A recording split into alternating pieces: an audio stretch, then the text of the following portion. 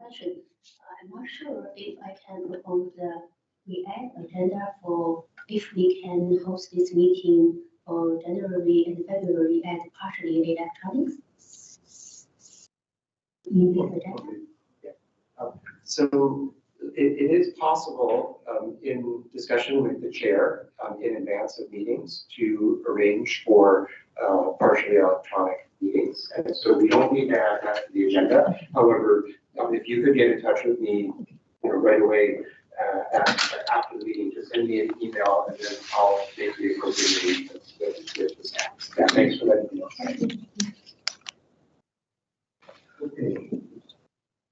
And then next order of business is the approval of the minutes. And I'm going to make a motion and then just say a few words about the minutes. So I move that the board approve the following meeting minutes as circulated.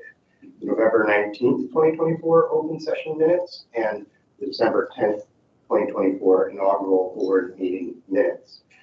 And before I ask for a second here, I want to note that I was the only one of the board members in attendance at the November 19th, 2024 open session.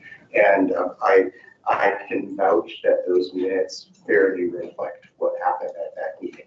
But I do need a seconder, even though no one else was actually present. I'll second. Okay.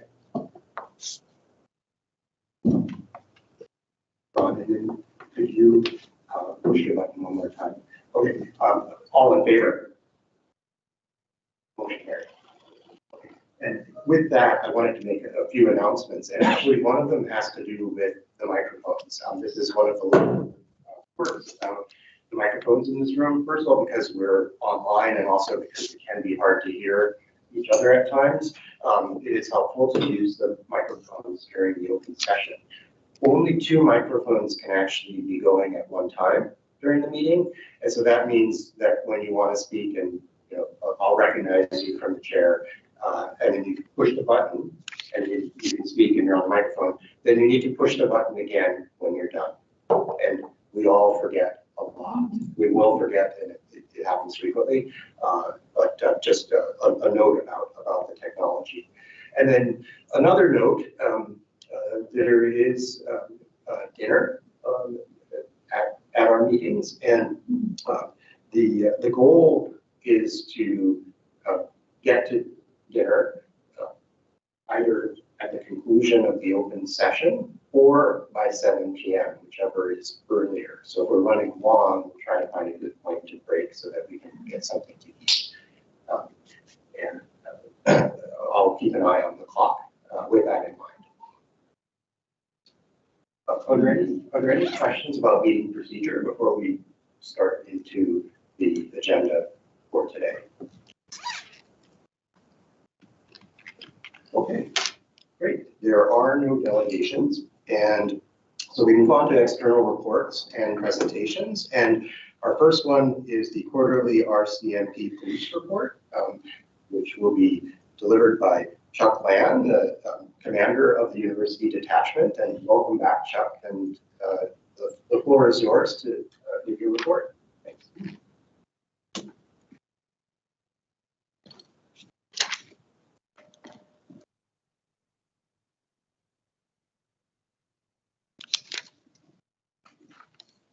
I see a red light. Am I on?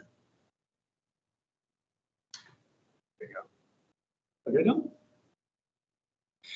Thank you, Eagle. Thank you, everyone. And see some new faces here. It's great. I just want to give you a quarterly report of what our detachment has experienced in the last 3 or 4 months. So since the start of the school year, we've certainly seen an increase in our calls for drug and alcohol situations, especially high volume consumption of these drugs and alcohol involving also underage people. And many of these have occurred at events on campus, fraternity village, concerts, outdoor and indoor parties. So Halloween night being one of our busiest occurrences, and we've experienced a lot of calls during that period. So, you know, we've also seen a number of overdose cases involving drugs and alcohol. And a lot of times they're medical calls, and we don't always get called to those situations. So our statistics on that is probably higher than what it really is out there. We recently had some taxis scam incidents on campus and around the area. We've had two people in a black four-door sedan and a taxi sign on top of the car. What they would do is target victims. They would go up to them and say that, you know, the cab driver won't be able to take cash, and I need a card. Can you pay the $10? I've got $10 in cash. So the victim gives one of the scammers the driver actually their credit card. The other scammer would say kind of distract. Would distract the victim, and the driver would then just switch the cards and give back a fake card to the victim. And unbeknownst to the victim, the card gets used a few minutes later, and by the time the victim realizes the card is fake, you know, they've had $500, $600, $700, $800 withdrawn from their account and from their card. So fortunately, we've through our RCMP media liaison, another detachment, Burnaby had a number of incidents. We had 10 of these here. Burnaby had a number at SFU and some in North Van at Capilano University. We arrested these two in Surrey, and they're being charged on a number of the offenses that have occurred here. So we've also arrested a male for voyeurism in the Fairview area. The suspect would approach some of the suites on the first floor, peek into the windows of female residents there. And, you know, we did a number of operations, patrols in plain clothes, and managed to arrest the suspect, which was great. Also had a gun call at the AMS Nest about a month ago. There was a report of a person that had a black gun in a bag, camel bag. The person was acting suspiciously. He was also dressed in all camel. Our members attended, and we had to evacuate the nest. The person was taken into custody, and it turns out to be a water pistol. You know, nonetheless, we take these very seriously, and we treat all these types of calls as if they were real guns, regardless of whether it's an imitation.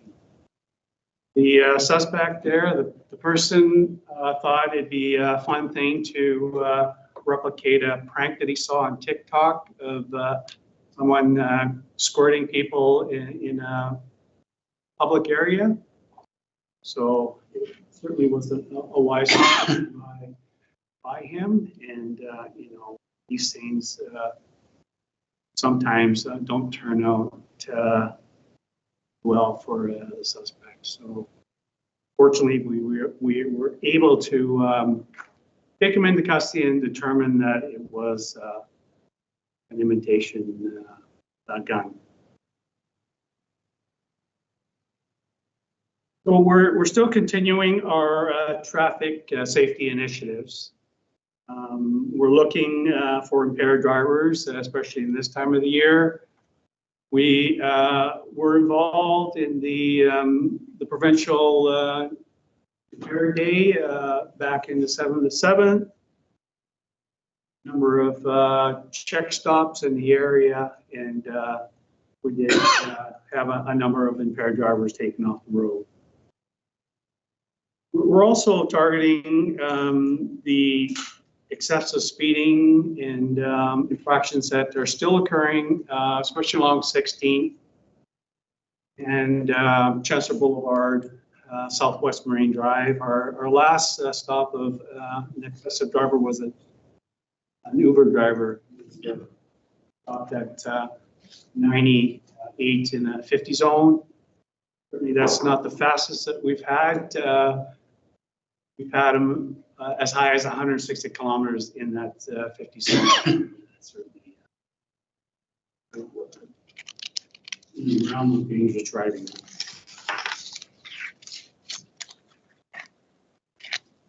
We also have a license plate reader on our police vehicle sitting on top of our light bars, and they're just a little scanner. And you've probably seen some of the cars, like UBC Parking, have them for that patrol the parking areas to see who has paid or who hasn't.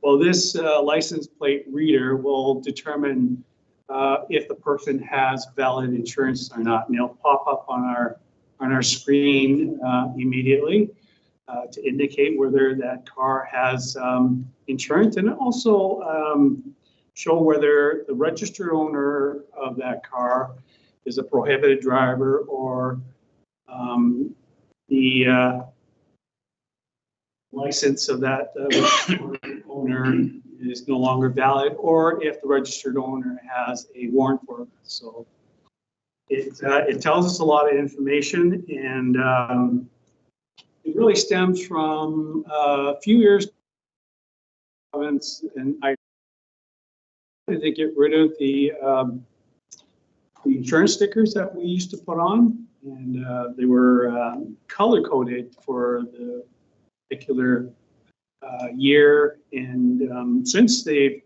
removed that, it became very difficult for us to even tell whether the driver has a valid insurance on the vehicle. So with this unit set up on the police cars, we can be patrolling and instantly tell if a person driving a vehicle has valid insurance on that vehicle. So it's been a real good tool.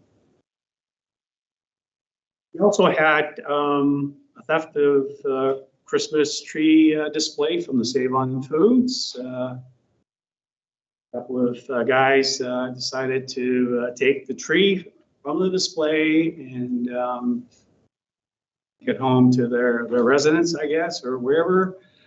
We were fortunate enough to recover the tree, brought it back to Save On Foods, and the suspects apparently ran into Fraternity Village. So,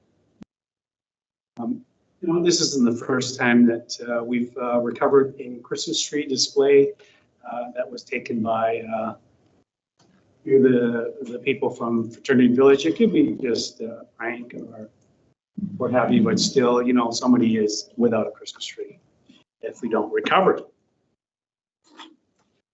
And, finally, we're going to receive almost 6,000 calls at the end of this year.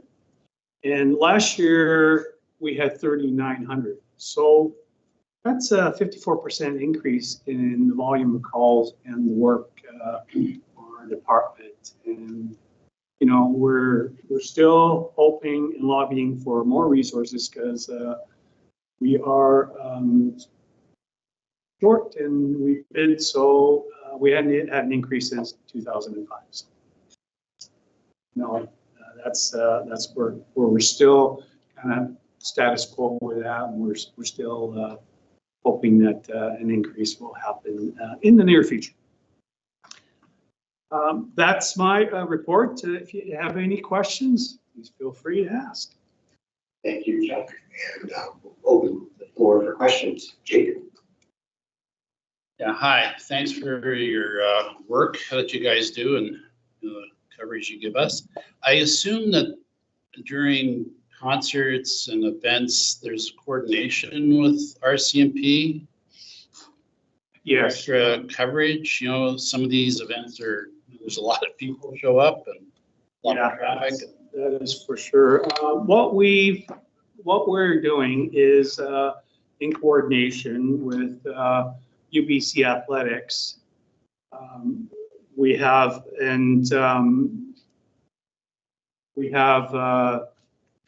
scheduled extra members on overtime to come to these events. These events are hosted by a third party or hosted for a third party. And the hope is that, they would pay for policing. Now, we're still in the process of working out the agreement with province and UBC to do that third-party billing so that we can recover the cost for policing. Because it really should be paid by the promoters of these events rather than, the community, right? The province, actually the province pays for it. So we do, depending on the number of people, like Thunderbird Stadium will hold 5,000 plus, and certain concerts will attract that many people. So we will look at the risk of that concert and the type of concert it is and determine how many members we need to effectively, police and deal with the crowds before, during the event, and the traffic afterwards. Sandy. Thank you for updating, Mr. Lan. I have a question regarding the drug overdose. I'm thinking how to eliminate or just manage this kind of risk. I'm wondering if there is any cannabis store in our campus. I don't know. It's sometimes it's tough to really manage. It really starts with, I guess, education amongst the young people, coming into university. A lot of these people are moving away from home for the first time, a little freedom. They may not be experiencing drinking the amounts that they do, or sometimes they get spiked with something that they shouldn't be getting, and that's a concern we have, and it's being a university atmosphere, you don't want to spoil the fun, but that happens. We'd be a little ignorant to say, oh, okay, this is never going to happen. It does happen, but it really starts with education, maybe right from the beginning, showing, just letting the young people know that, you can drink, but don't drink to excess. And, as much as you can give these people that advice, sometimes it still happens. And, it's not, there's no easy solutions to that. I think if we all look back to our university days, I think we've experienced some of that somewhere along the line. So, Michael. You mentioned, the various calls that you've gotten, 6,000 up from 3,900, which is a pretty significant increase. And I'm just wondering, do you have any sense of like how many of those calls are university related versus community related? Yeah, I don't have the stats for this year, but generally in the past, I could look back percentage, it's usually about 40 to 45% of the calls are university campus related, and the rest are residents, Rec Beach, from May to September is a busy period. There's a lot of people that go down there. Generally around Canada Day, you can get as high as 10,000 people on the beach. If you've been down that beach, not that big of a beach area. It's kind of confined to, and those numbers on there gets pretty crowded. And, we're always patrolling. We have a seasonal overtime budget that we use to do dedicated patrols down there for a lot of open alcohol consumption drugs. And even that during weekends, Friday, Saturday, Sunday patrols is sometimes not even enough. It's just gotten so popular that it does generate a lot of calls. So outside of that, you have the rest of the park, and you have the UEL that we also police, and all those calls add up. I guess the heart of my question is it sounds like you track sort of and put them into these different categories, UEL, UNA. So we have zones for our for tracking purposes. That's great. Thank you. All right, any other questions for Chuck? Hi, Chuck. So I'm very concerned, also interested in the rising the scam, because like so many cases, like sometimes I read the TV news, this criminal they just walk through the street and talk to people, and make up some story. Like how could we do, like how to prevent those happening in our community, like how to raise awareness of our methods, and the second question is if some of this really happened, like the taxi driver, the case you mentioned, we just found out that okay, our credit card might be information might be leaked, and so what should we do to help the police, so to report the cases or catch us suspect. Yeah, these scammers, they think of a lot of different, once something doesn't work, they move on to others. We've had a lot of these apartment scams as well, during the beginning of the school year, the vacancy rate is so low here that, and students have no place really live at time. So when they see something on Marketplace or any other places like Craigslist, they have a tendency to give that damage deposit sight unseen, and a lot of times these units don't even exist. So things like that, you really have to be aware. Have somebody come and physically look at the suites. And, with these taxi scams as well, you really have to, they're just preying on good people, right? The victims are just want to help poor guy that can't pay his taxi fare because, it's all a scam, right? So, I think you have to be cognizant of that, and never have somebody take your credit card, never let your credit card out of your sight, because that's how they do. They do that distraction move, and meanwhile the driver is exchanging credit cards on you, right? So these are the type of things that a lot of times you may not think about or be aware of. You're just there helping somebody, and before you know it, you're the victim. If it's not this, it's something else. We had not long ago people selling projectors, saying it's a good deal. Projectors projecting onto a screen. Well, you take it home, some of the parts aren't there. It doesn't work, and they're paying $4,000 for these projectors. So again, we stopped these people. They were selling these projectors here. We seized about 4 or 5 of them, able to open up, sure enough,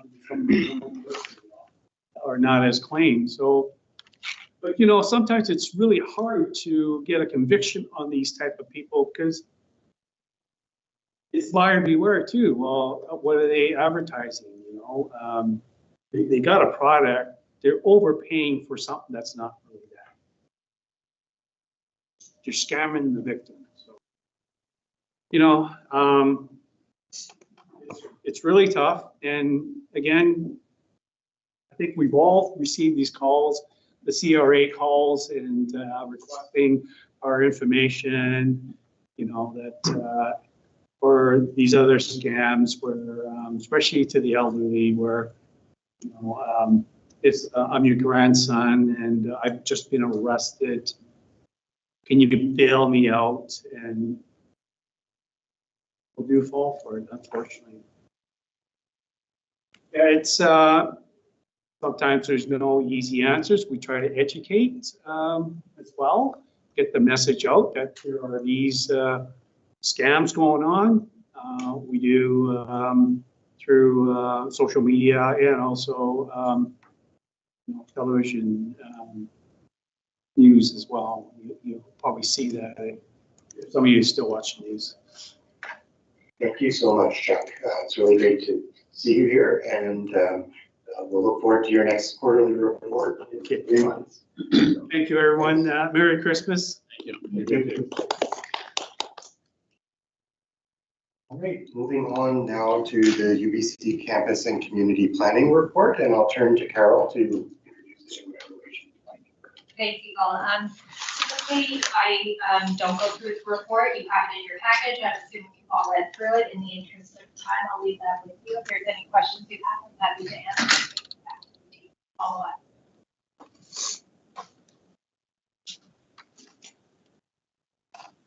So if anyone else has a question, feel free to put your hand up. But in the meantime, I'll just ask, could you briefly give us an update on the Westbrook neighborhood plan amendment and what that looks like in the new year? I think that you will be interacting with the UNA board sometime in the new year. Yeah, so the update on where we're at in the planning process is in the report. In terms of specific to UNA board engagement, it really is up to this board to determine how you want to engage with the planning team on the process moving forward. Our hope is that we'll come back to the board in January with some further discussions on what that might look like and get your feedback on what that engagement through the rest of the process looks like. Thank you, Carol. Any other questions? No. Okay.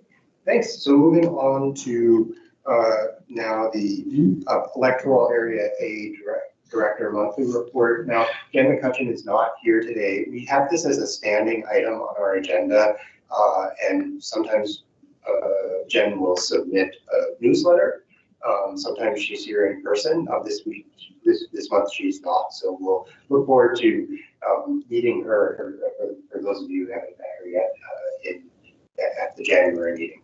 So I'll move on from there now to reports and the December 2024 management report. And the way we do this is we move through each of the managers, starting with the CAO, to give a brief report or to speak to the report that's in the meeting package. So we'll start out with Paul, introduce the CAO's report. Thank you very much. So as Eagle mentioned, this is one aspect of our reporting back to the board, the community on activities and progress. We initiated some projects within the various departments. The report is available to you. My section from the Chief Administrative Officer really divides into a number of different areas. I typically don't review them individually, but I might give some highlights to some of them where I see some as significant, and then certainly open it up for any questions we have. This month, they're all say, relatively standard on a month-to-month basis. I would do one highlight, and I know certainly board members are aware of it, but I wanted to give kudos to the previous board and to our staff and staff from UBC about our support of the new neighbors agreement. And we were able to get the new neighbors agreement ratified by the board and adopted by the board of governors to have in place. And that is an important step for this board in terms of going forward and having that as a foundation. So I would highlight that for a time period. Other than that, I will just leave it to any questions you may have on any of the areas under the CU. Paul, is it possible to get a copy of that report? Because all we have is the one that was signed by the previous board, but I understand this new one has some changes that was negotiated with the board of governors. Would that be distributed to all the board members? Are you asking for a copy that identifies all the changes? The executed copy. And also what would be very helpful for a lot of us is that if we had some sort of summary showing the changes from the previous UNA report. I think it'd be important for the January meeting to get us all up to date. May not have an overview of all the changes of the neighbors agreement. It is a substantially different document than the 2002 document. I would suggest that it's probably not pertinent for the board to understand all the changes, but to begin to understand the content of the NA 2024 is key. So let's start with a review of that document. It's available, I believe, is in the board repository of information. You can see a copy there. We will have some upcoming discussions in the new year jointly with UBC, with campus planning, and likely also with Properties Trust on a session with the board that can have some conversation about changes to the neighbors agreement as well. Let's start with the review, and if you have any specific questions, please let us know and we can certainly follow up. Carol? Another good source of information for this board may be the UBC board report on the neighbors agreement, and that included, albeit a high-level summary of some key changes that describe this neighbors agreement compared to the previous agreement, the 2020 agreement. So I'd be happy to send that link to Paul, and I don't know if this board has seen that, but it is on our Board of Governors website. Yeah, we'll collect that and put it into the board information repository as well, so you've got that. Or you could ask Chris just to send the link to us. Can I ask, do other board members know how to access the repository of materials? Chris has circulated something to you about that. Okay, so and again, also it's helpful if this board. I think there's a slideshow that went with the presentation that went with the Campus Community Planning's report to the Board of Governors. That was very helpful, and that could easily be posted in our repository as well. So that's great. Are there any other questions for Paul on CAO's report? Yeah, Jake. Yeah, just can you detail a little more, like under recreation, page 18, page 4, 15 of your report, I guess. So just for clarity, we're going to go department by department. Oh, okay. There'll be an opportunity for questions on the specific department. Okay. Any questions specific to Paul, or we can actually then move on to the next one? Okay. Thank you, Paul. So the next in the report is communications, and that's Glenda. And I see Glenda. Hello, you are on our screen. And do you have any remarks you'd like to make? Hello there. Good evening, everybody. I have my report before you. I wanted to highlight a couple of things in my report. One is the addition of the expanded finance section on the UNA website. I wanted to thank the work of Athena Kuhn and former Board Director Bill Holmes in helping us expand that section. This addition of this section to the UNA website is a direct response to the feedback that we received last year during budget consultation. The website essentially contains much more information now on the budgeting process, as well as the timeline of that, as well as and more information on the Neighbors Fund and the services levy. We've also added a new sub-menu on our website for campus planning. And this is just to help direct residents who want information about the land use plan or campus vision 2050. They come to our website expecting to find it there, but this information is actually hosted in campus and community planning website. So we're just trying to connect them to that source. I'm happy to answer any other questions regarding my report. Are there any questions for Glenda about communications? Sandy? Yes. I appreciate you put expanded finance section on UNA website. Yeah, that is very good, clear. I'm wondering if it's possible for adding the timeline. For example, the January, our board meeting, January 21st, and especially the public consultation period is from January 21st to February some days.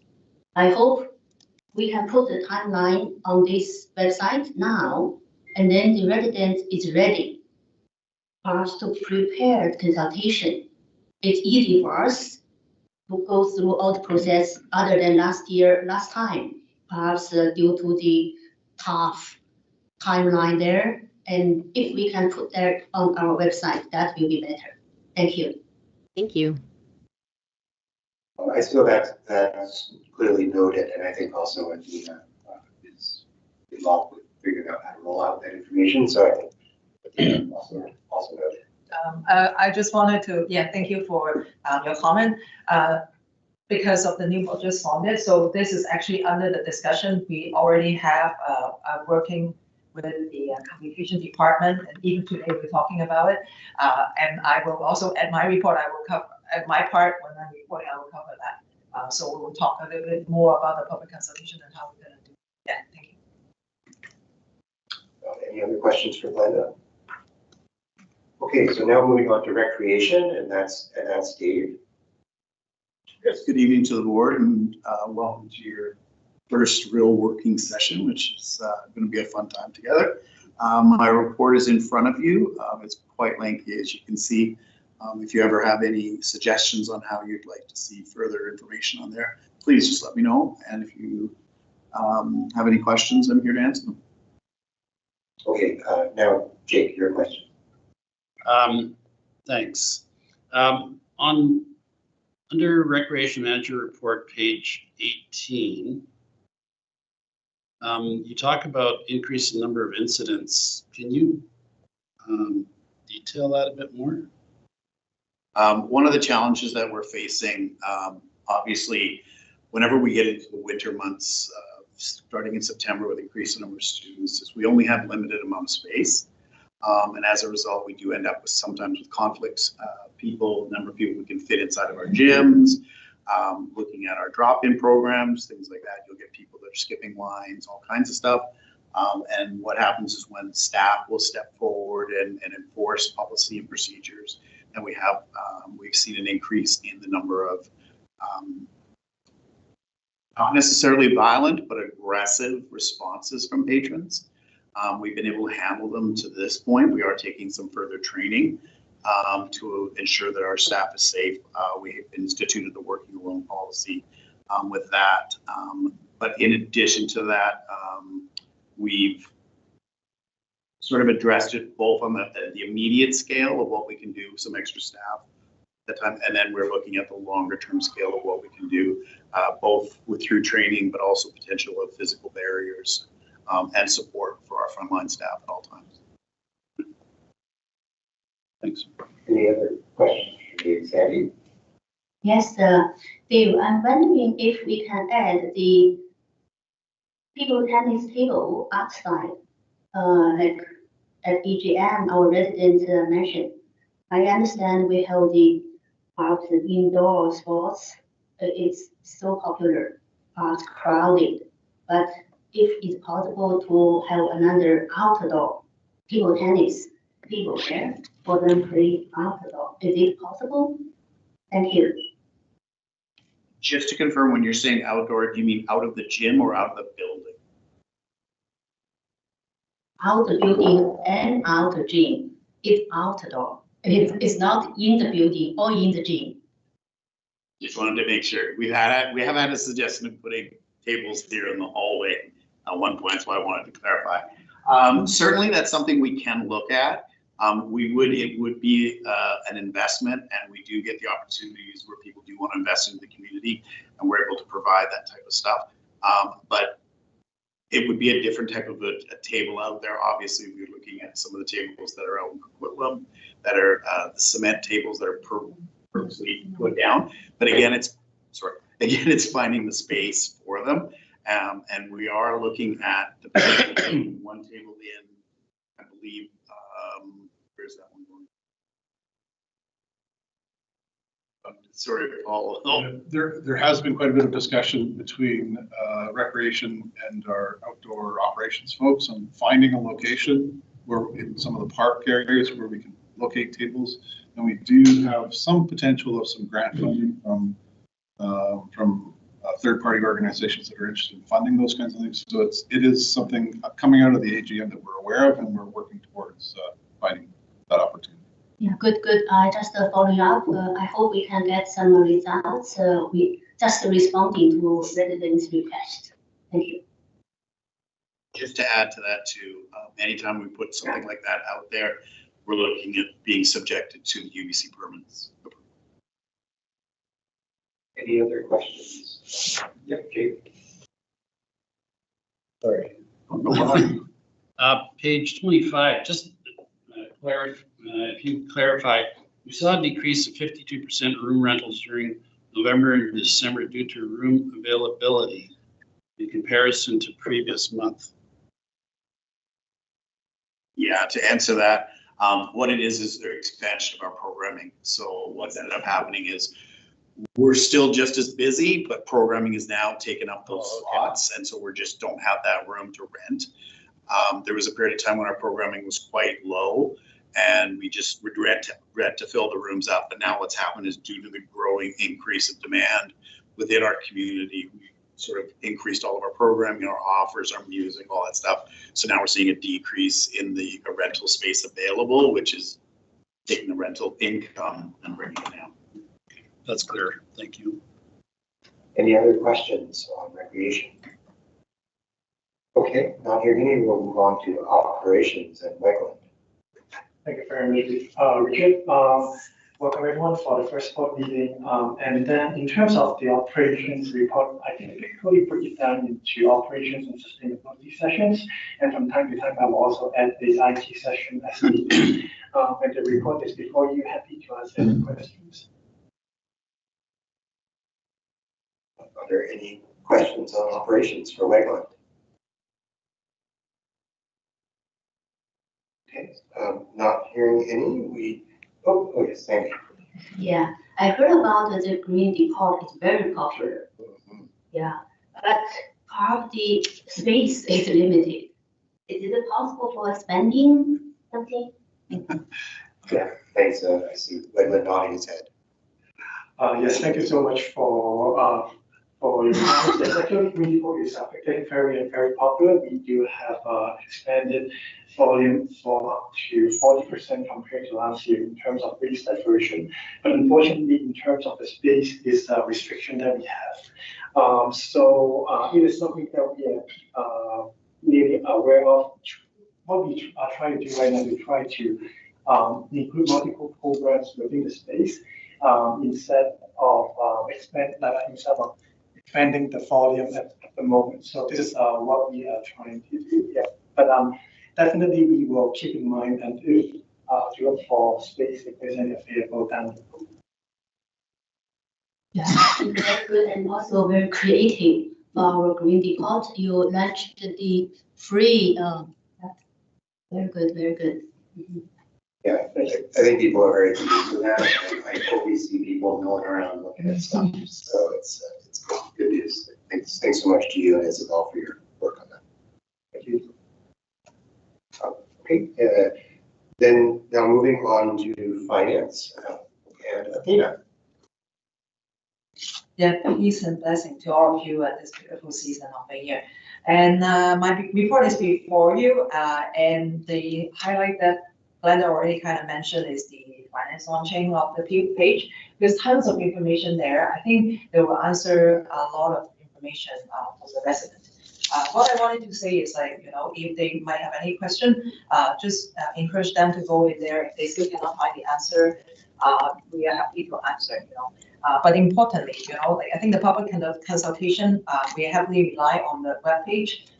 That's one of the tools that we communicate. So I will talk about more, I think, at the section when I'm going through the budget. But right now, my report is before you. Happy to answer any question. Yes, Chief. Hi. My question I think I've asked about 6 times now from you is, where's the audited report? Okay. First of all, UBC has acknowledged that they profusely apologetic for the delay, but they know that they will submit it to us in no time. I think it's just in the final process of getting a signature. So I will let Carol maybe comment on that. Yeah, I would just echo Athena's apology. I've asked, and there's, as Athena mentioned, a signature required. I can't tell you what the delay is. I'm happy to go back and continue to try to get more information, but we are doing everything we can to get her. I keep asking, an audited report, it was supposed to be due 6 months after the end of the year, which is October the 1st. Mm-hmm. And in my past life, if there's a due date of October the 1st for an audited report and I don't have it like almost 90 days later, my senses start vibrating like, what's wrong? That's just a comment. Yeah, no, I totally appreciate that. And I wish I had more information. I don't. So I don't want to speculate, but we're doing everything we can to get all the information back to you. I have a question here about the audit report because I've had to deal with these in public companies. Having been involved with an SEC filer and also filing a lot of reports in Team Mexico. Whose signature are we looking for? I'm going to look to Athena on that one. Last time I also asked the portfolio manager, they said they have to circle back. It's definitely done. The auditor has completed it. It just, I didn't specific enough to ask like the specific person, but that's the answer I get. Yeah, it's been in constant communication. I think ever since, because just want to give you a little bit background of the position because the accountant in charge has left, and then the new person in charge, she actually on top of it. She knows. So I think everything is done on time, and I believe it's just when some meeting is being canceled, I think it's out of her control. So, Athena, can you please explain why UBC is between us and the auditor for UNA? That is not an UNA audited report. That is because the fund belongs to UBC, right? So it's 100% UBC audited report. So yeah, the UNA one is done a long time ago. I think for ours is presented in the AGM. So it's done, on time. And that's the audited report relating to the neighbors fund, is that correct? Yeah. Are there any other questions in this round for Athena or others who are not present that we can convey the questions to them? Okay, not hearing any, I want to thank all of the managers for your reports and board members for your questions. We now are moving on to the board committee appointments report. And Chris, I'm not sure, do you say a few words of introduction or should I just launch into things? Or if you want it. Sure. Just a couple notes here that the recommended appointments in the report review package has been prepared based off of course, the chair's recommendations, as well as some of the discussions amongst the board thus far. The different committees within your package have varying terms of references with mostly similarities, but a few slight differences. So happy to answer any questions with regards to that. And of course, ultimately the board is responsible for appointing its committee members. The board can approve the list of appointments contained in your package, or slightly different, or however so. But with that, happy to answer any questions, and Eagle, free to take questions. Okay, so I'll say a few words about process, how I think we might proceed here.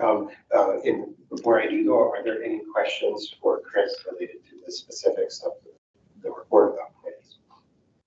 Yes, Andy?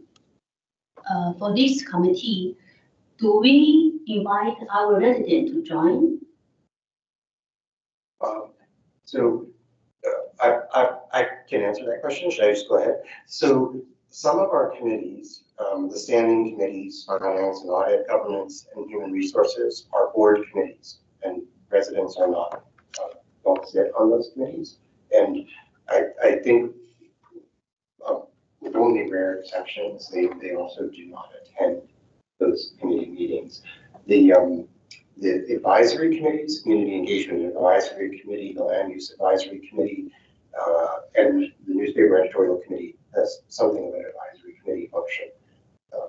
Those all have resident members on them in addition to representatives of the board.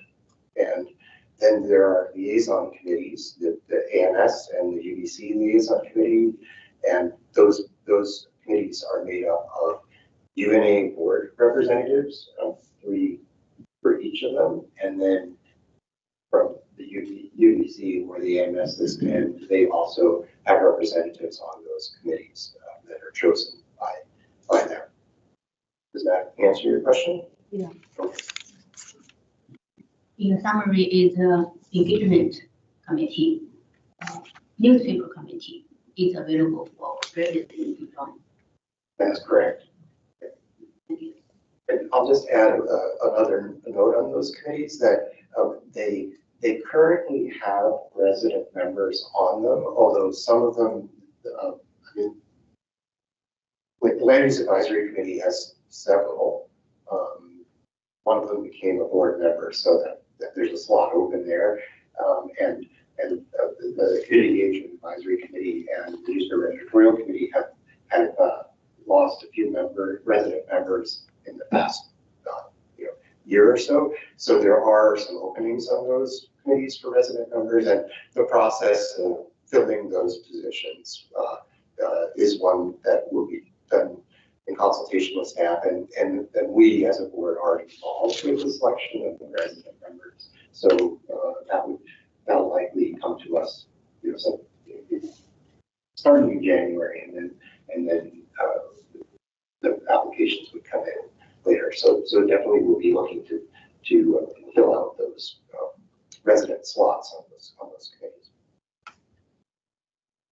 Okay, so I wanted to, well, briefly, I just want to say I did consult with all of you by email. I wish I had a chance to have met all the board members in person, but we were on a pretty tight timeline to get this into the meeting agenda. But on the whole, I think I got a sense of your interests and the committees that you would prioritize serving on, and that's the basis of the recommendation that I put in the report. There are a few notes about my recommendations.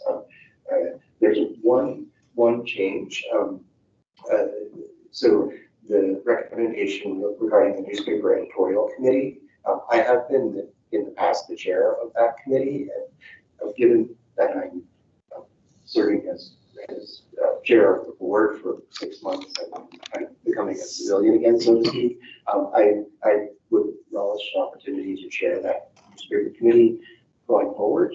It's one of my interests, so I consulted with them, and I guess I'd like to change my recommendation to me being chair of that committee and joining a member. So when it comes to the motion on that committee, I'll reverse that order unless there's further discussion about this amongst the board that merits some other approach. The other thing I wanted to note was that there were 2 committees for which we didn't have all of the slots on those committees claimed, so to speak, by interested board members, and I'll just note what they are. The Finance and Audit Committee, it has room for up to 4 board members. There's no requirement that 4 actually sit on that committee. In fact, it has at times in the past had just 2, but nonetheless, that means if anyone other than the 3 who've already expressed interest in that committee wish to be included, there's room for that. And the other one I'll note is the Land Use Advisory Committee, which has room for up to 3 board members. And currently we've had 2 board members who have shown interest in serving on that committee. So before we start going through these committees one by one, I'd ask if there are any questions, if there are any kind of changes or further notes regarding your interest in serving on committees, or if anyone would wish to be added to one of the 2 committees for which we do not have the full slate. So I'll open the floor before we start doing the motions one by one for each committee. Are there any questions, comments, additions, etc.?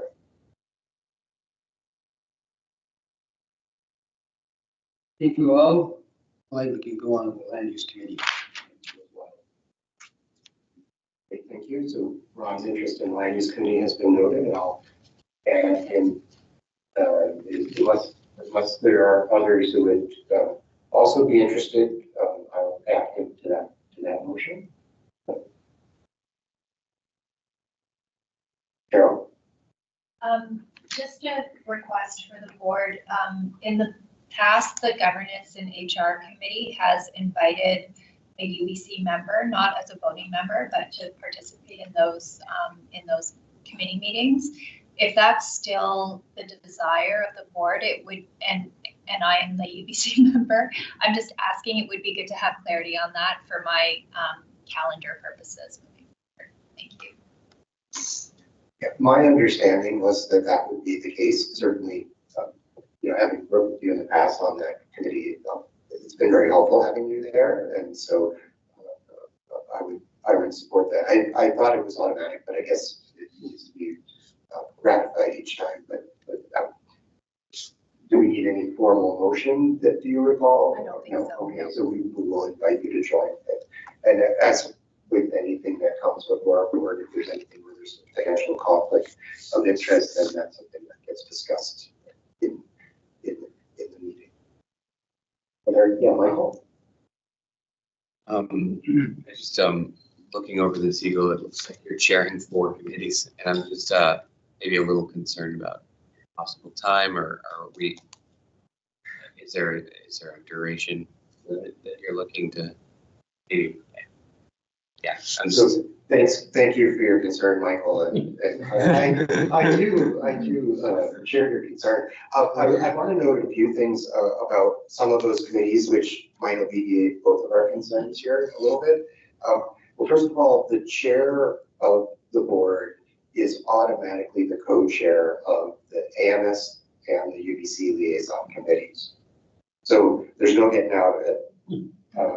So that's the kind of, it's an obligation, and it comes with being the chair. On the other hand, those committees do not meet frequently, and it will be up to our board as well as our partners in the AMS and at UBC to determine if and when those committees will next meet. At the moment, I'm not aware of anything pressing that would require the meeting of those committees. However, we as a board may see some advantage to reviving them, and of course I would not oppose that at all, but I just, if that eases your mind a little bit. And regarding the newspaper editorial committee, really primarily the obligation is to show up to the meetings, and there's a little bit of back and forth about the agenda in advance, but it's not particularly onerous. And certainly one of the pleasures that I take in serving on the UNA is being a part of that committee, so I would wish to do that. Are there any other questions? Yeah, Paul. Thank you for helping with all the recommendation referrals. I have a question about like the about the standing committee on audit and finance. And I read from like the terms of reference, like if I'm correct, like there are 4 allocated like positions for 4 members to join, and I also would like to participate in the finance and audit. Yeah, and the other thing was I noticed like for the EMS and you only have some committee, the joint committee. I noticed that in previous terms, if the meeting wasn't that frequent, and I'm not sure how that the oversight will actually kick in like this year, considering like the meeting between the AMS and also the ULA. And since how frequent we will be initiating meetings with the AMS representatives. Yeah, so in my recollection, the UNA AMS Liaison Committee did not meet for at least the last few years. And I think if there are issues that the UNA would like to raise with the AMS or vice versa, then there's definitely room to have those meetings. So it's up to us in a way, as well as the AMS to determine when and how often those committees meet. Thank you for bringing that up, and maybe we can talk further about the possibilities for that committee if we have ideas at some point soon. Yeah, thank you. Just want to make sure that like it will be like more like consistent like throughout the term this year in regards to like the AMS and UNA communications. I can't answer that question. I think that will be up to us as a board and working with the AMS. So it's possible, but it's also possible that nothing will happen. That's up to us. I think it's also important to recognize there's an AMS representative that sits at the board table every month. So there's constant information that's coming back and forth communication. So that committee, I think, is meant for particularly significant conversations, and if those arise, there may be scheduled meetings. And I'll note that Aisha is ill today, and that I neglected to say this earlier, but the AMS is represented by Keaton, who is in the back, or sitting over there, not in Aisha's seat, but over there in the comfy blue chairs, and so the AMS is represented here, and we'll look forward to seeing Aisha when she's back. She's been a good contributor. She's had a lot of good questions and contributions in the past, so it's much appreciated. Are there any other questions or expressions of interest? Actually, it sounds like we filled our 2 open slots on those committees, the Finance Committee and Land Use Advisory Committee. Are there any further questions before we launch into formally voting on each of these committee assignments? Michael? I'd just like to express my future interest for the Governance and Human Resources Committee, if they can see it. Okay, yeah, thank you. And so noted by me, and then if someone replaces me as chair of the board, then that's helpful to know. That at that point also I would as the chair of that committee. Eagle, is it possible to make one resolution to adopt the whole recommendations with those amendments? So I'm getting the nod yes from Chris, and what I think if we do that, I will in advance I'll outline the 3 amendments to what were on the meeting agenda, and I'll note the full list. Do I have to read them all? No, the board can deal with this in omnibus fashion. So if to save yourself from having to read it, you can assume that all of the resolutions within the report are packaged as one, short of the 2 additions that I've noted, which is Director Lee to the Finance and Audit Committee, and Director Bourgeois to the Land Use Advisory Committee.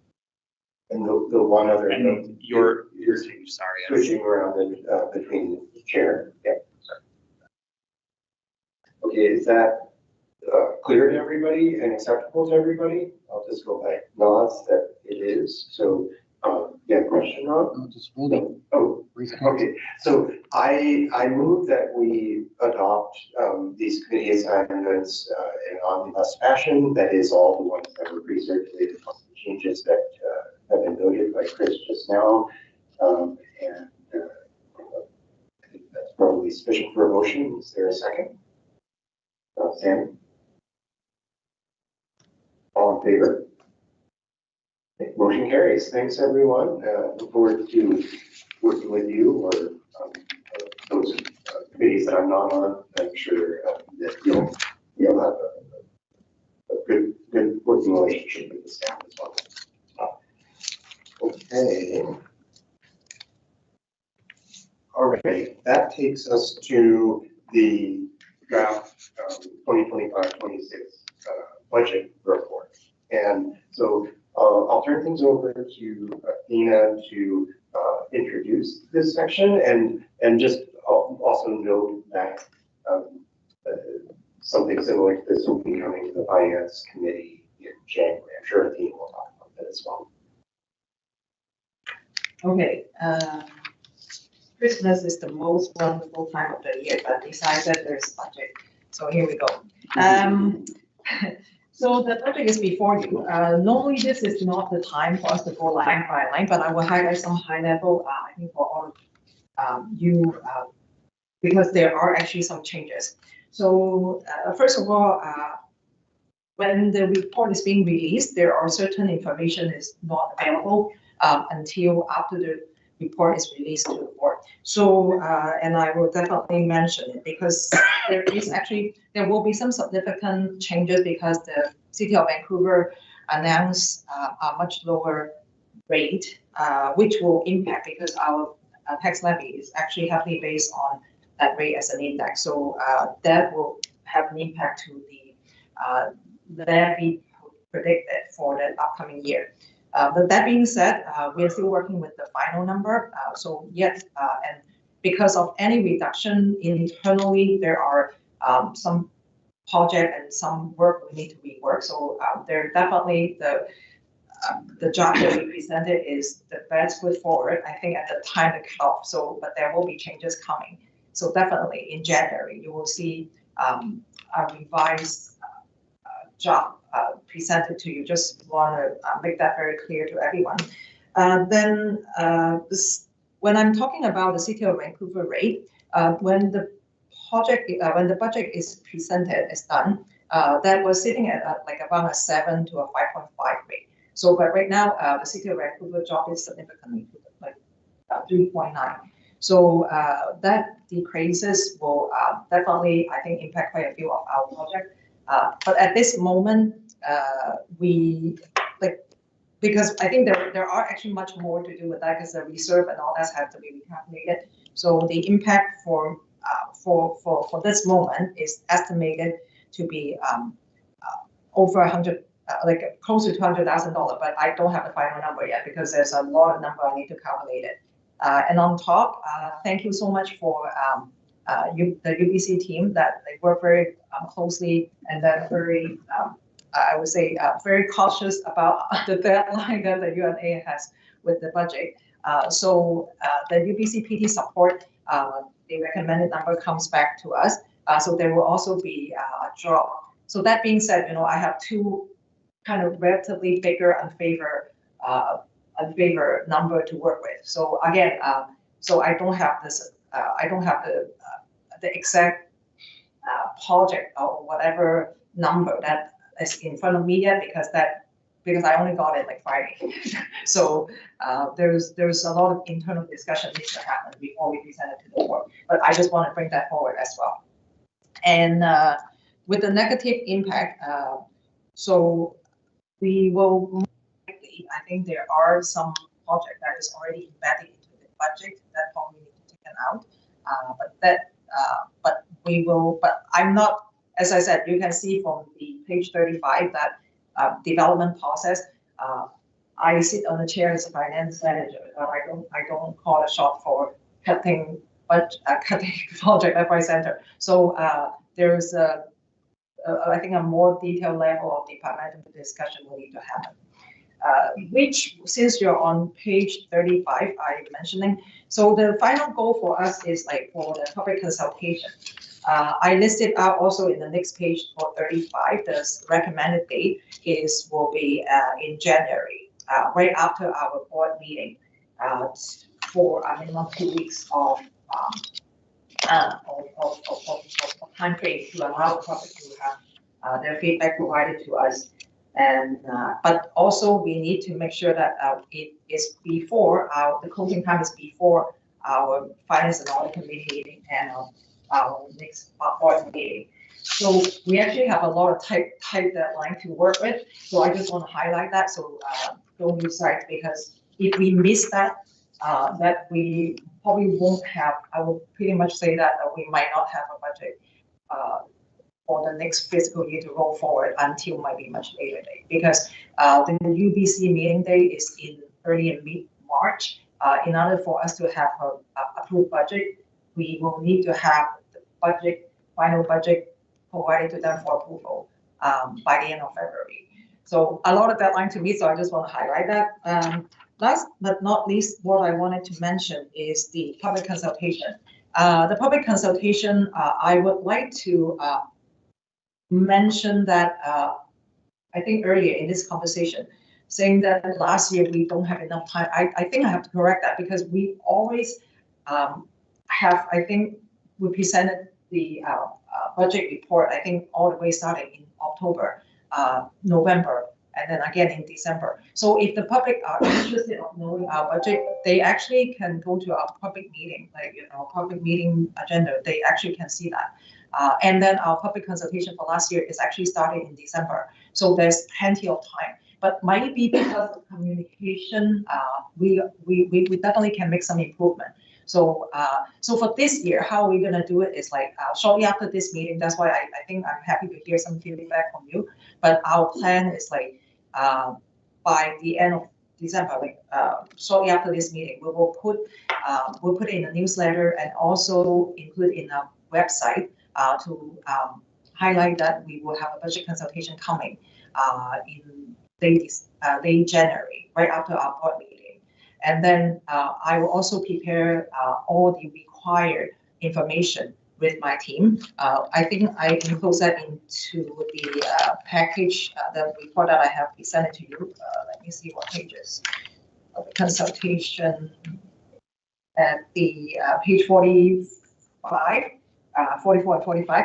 And we will include newsletter, website, and also the website will be specially designed as a specific page designated to budget, and then they will have a package piece prepared, which I will also try to present it at the next Finance and Audit Committee meeting for the committee to go through. Yeah, I think we'll prepare all we can up to this point, but if you have any feedback, so I'm happy to take it with me, so then I can work with my team, work with Paul and the rest of the department head to make it happen. So yeah, I think before I think that's all for me. So Paul, do you have anything to add before? Yeah, I think it's important for us to help the board understand that the draft that's before you is the draft that was presented both at the Finance Committee and the previous board in November. Since that time, we have become aware of some significant changes. The City of Vancouver tax rate is one of those that has an impact. Those changes haven't been included within our projection for the levy, nor in our budget to make a balanced budget. That work will proceed over the time between now and the first meeting of the Finance and Audit Committee, where we can have a fulsome review of the draft budget with some accurate estimates. and then on to the board for direction to move towards engagement with the community. It's important thing to be aware of, as Athena mentioned, the draft budget is always available in our public packages, so it's been available since November for anyone that wants to review it. We are currently working on the background for the website for the consultation and making sure that that's all prepared, and we can pull that out following the board's direction. We will also begin the process, I think it was touched on by Sandy earlier in the meeting, of letting folks know the schedule as soon as possible. It may be as early as this Friday in the community newsletter for some information to the public on the budgeting process. So we're in a good place in terms of heading into what is a tight time frame because we essentially have to work backwards from that end of February date, bring the board through it and the community through the process such that we have time to meet the deadlines of board. Is it possible to set a date for the Finance and Audit Committee to meet on the next revision? Thank you for that. Chris is currently working, will be working with the committee chair on setting those dates. I'm not sure if they've been quite established yet, but they are soon to be. I believe an email had gone out to the committee, or at the time, what would have been the committee members regarding scheduling. So before we continue, I'll note that at that Finance Committee meeting, there'll be an opportunity to really kind of dig into the details and the nuts and bolts of the budget, and that's Athena and Paul will be there to be part of that discussion. But I will open the floor if there are any questions, whether it be around procedure or anything else this week. Move into preparations for that busy time of the budget in January. Jacob. Yes, Athena, could there be any surprises from the Neighbors Fund audited statement that could have an impact on this budget as well? No. I think they already provided us with a draft at the AGM. They presented at our AGM. I don't anticipate anything. Yeah. I shall note that. I think Holly is wanted to say something. Yeah, I can add comments as to when the Audited Neighbors Fund will be available. It should be actually available tomorrow. I've been in contact with our UBC finance person who's in charge of that.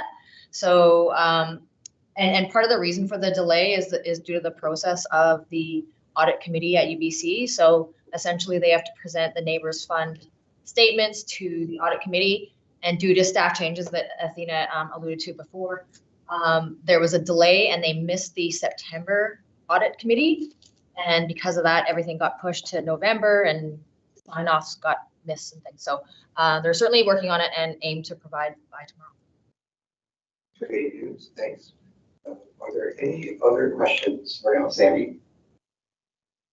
I'm not sure. Now we are discussing about the financial budget, right?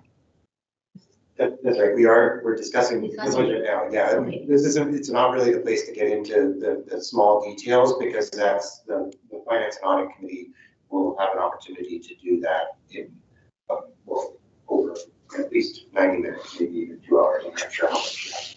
Anyway, so they'll have that opportunity to go into detail. But you're welcome to ask questions now. Oh yeah, two principal thing parts. First is I'm wondering is the budget as zero surplus or we have some surplus?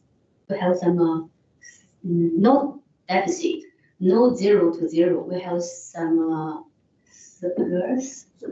Yeah. This is the principle. I don't know if we should have some surplus in case of something happen. I know we have some reserves, but since something happened the previous years and we need to borrow part from UBC, and considering we have the money here, is it possible for we to plan the budget and we have surplus in the mind? So this is the first one. Is it possible principle. Second one is I checked the Bank of Canada's projections in case of the inflation. I saw in our budget, inflation is around 3%, but at the Bank of Canada's projections, inflation is forecast to stay close to 2%. Core inflation still slow gradually. And the outlook for inflation in 2026 is roughly unchanged. That means the inflation rate is around 2%. I don't know the 3% where it's coming from, and also related to our wage increase. On my previous workplace, it's always inflation rate. Now it's 5%. I would like our staff all have the high pay. I understand. I would like everyone has the motivation to do our job. But since last year, the residents put this especially on concern is about the high salaries in the financial report. So now it's 5% for the wages and salaries. I don't know what the background rationale for all these things. So 2 questions. Thank you. Okay, so Paul's got his light on, and I'll let him the both questions as far as Maybe I'll speak to the second one on. So we've put 5% as the budget figure for increase to staff salaries. That covers both the COLA increase that's based on previous year's inflation numbers. So that comes out usually around February or March, and that's the CPI number that we use for COLA increases for staff. There is an additional note included in the budget for any kind of market adjustments. We have a compensation policy that's established by the board that aims our staff salaries to be within market rates. We've just undertaken a market compensation survey, which will be coming back to this board for consideration and approval of our wage rates. But we have put a little bit of extra into the budget salaries line in order for us to potentially make some of those market adjustments to salaries to keep our salaries with what's out there in the market so we remain competitive. That's not guaranteed. And for that matter, nor is necessarily the COLA increase guaranteed. It is in our policy, and it is an annual expectation that comes over our performance reviews, but the board could adjust that or change that. But that's what we've included in the budget at this point. So, yeah. I'd like to make a comment here. Sandy, the reason we have a finance committee is to deal with the questions you just brought up.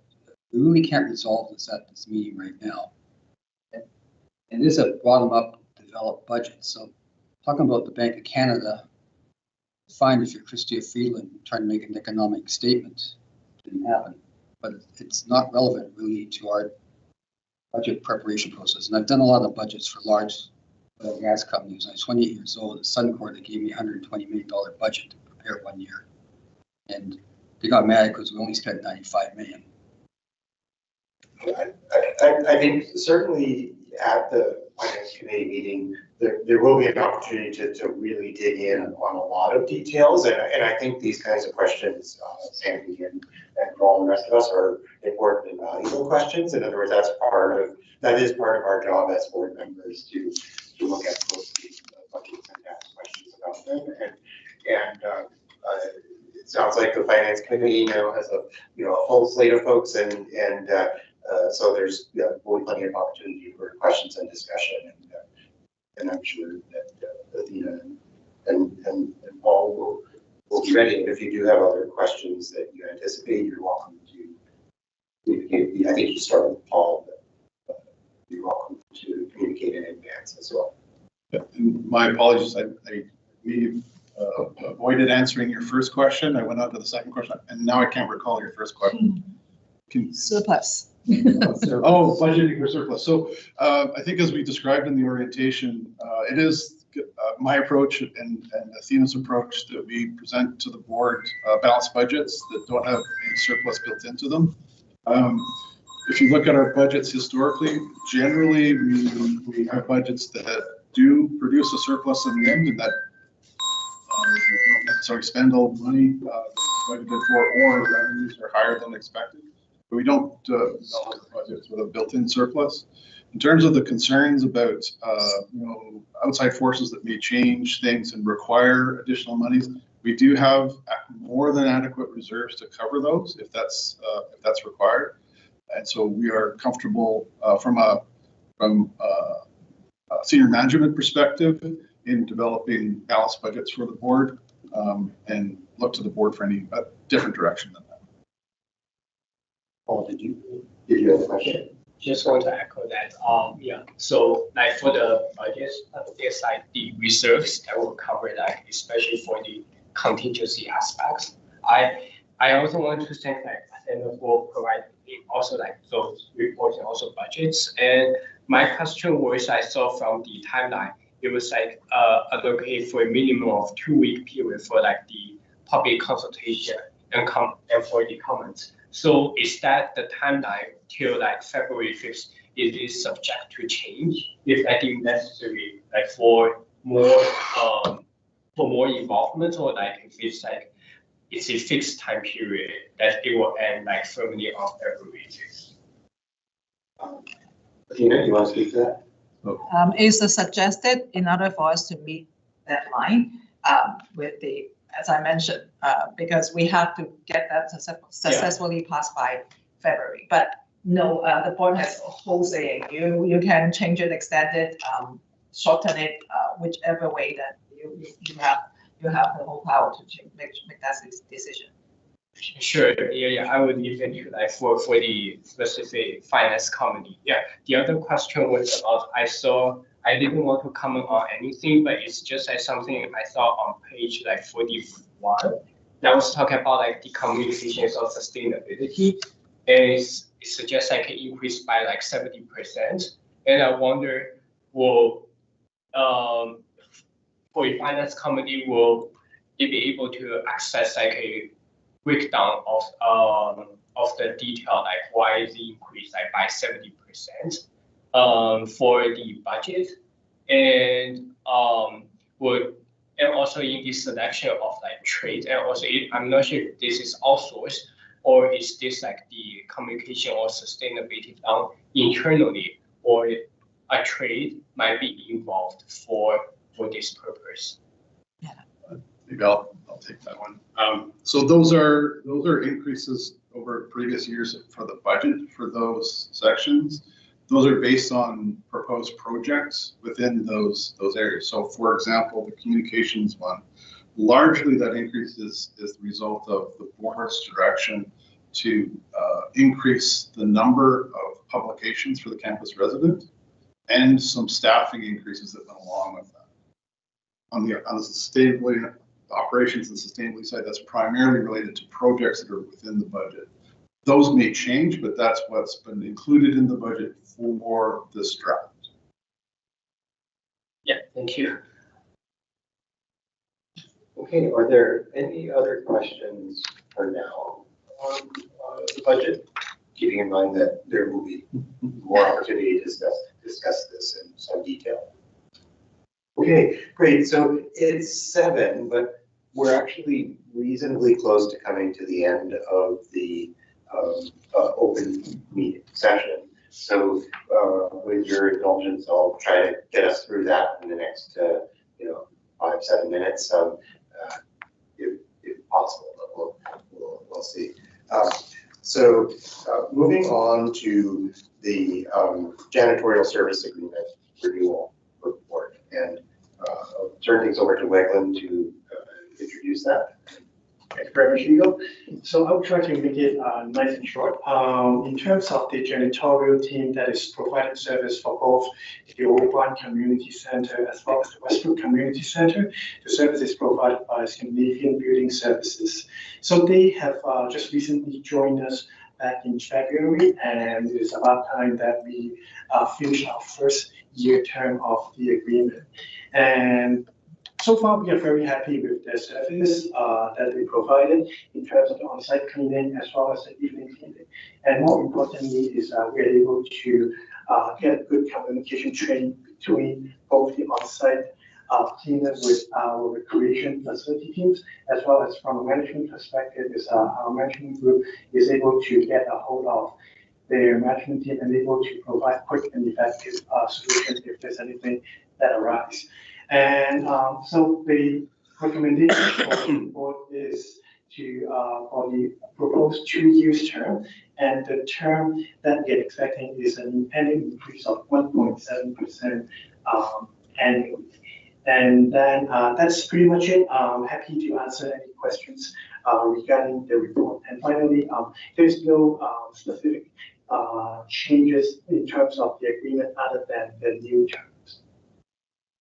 Okay, thanks, Michael. I'm going to start with a motion. So I'll move that the board approve the 2025-2027 UNA and Scandinavian Building Services Agreement renewal as circulated, and authorize the chair or the chief administrative officer to execute the agreement. Second from Jake. Discussion. Just one question. I was looking at pages 65 and 66 on insurance identification. Has Scandinavian provided an insurance certificate to UNA? Yes, they do. Okay, any other questions? All right, all in favor? Motion carries unanimously. Thank you. We're now to the board of directors election report. Turn things over to Chris to say a word or two about this report. Thank you, Eagle. As I'm sure everybody is aware, the UNA recently held its triennial general election. I'm happy to report that this election was a success. A few highlights. This election, of course, featured a significant change from our previous elections, online voting. One of the primary goals for us this election was setting up the structures and workflows to ensure that we had a well-ran election with online voting. We were able to achieve this goal, and we were also able to address some of our long-standing operational obstacles in our typical election process. We also did this while hitting one of our highest voter turnouts as well. And that, of course, doesn't necessarily mean we're resting on our laurels here. We've set up a robust operational foundation to our elections, and this will allow us to focus on our future electoral work on engaging with residents and increasing our voter turnout as well. And you'll notice in the report we've highlighted a few areas that we think went particularly well, and some other areas for us to, of course, improve or consider for our future elections as well. But with that, happy to answer any questions. Are there any questions from the recently elected board of the election? Okay. Yeah, I think this time the first electoral vote, it really works very well. Yeah, people join. I think if it's possible for differentiate UNE card and membership, perhaps at the website, when you have your UNE account, and just have some sign if you are a member or not. The reason is I know some UNE card holders, they thought they have the right to vote. At the end, they were told that they should be registered as a member. So they didn't know what the difference. I hope we can make it clear at our website. You have your UNE account, you have your UNE card, you are a member or not. Thank you. Thank you, Sandy. Are there any other questions? I'm sure that's duly noted. Are there any other questions or comments? Yeah, Paul? I wanted to thank Chris for preparing all these along. And my question was, I noticed that during the all candidates forum nights, there are actually anticipations from some residents about like the interactions with the board members. So just wanting to follow up if this can be an option for further like all candidates forum in terms of like having the Q&A interactions at the end of the candidate statement or the questions and answers. Thanks, Paul. I think noted, okay. Are there any other questions or comments?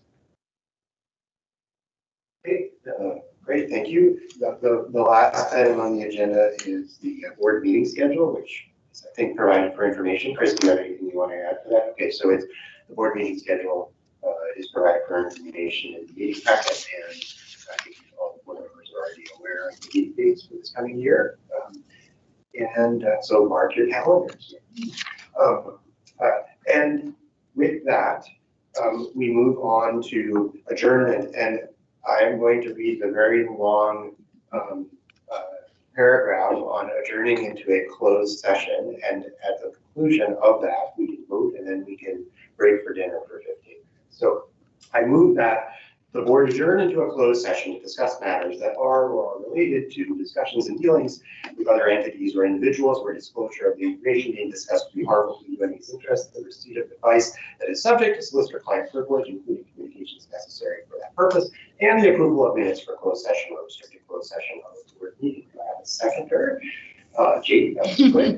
I'll be as quick as my reading of it. All right, all in favor of adjourning?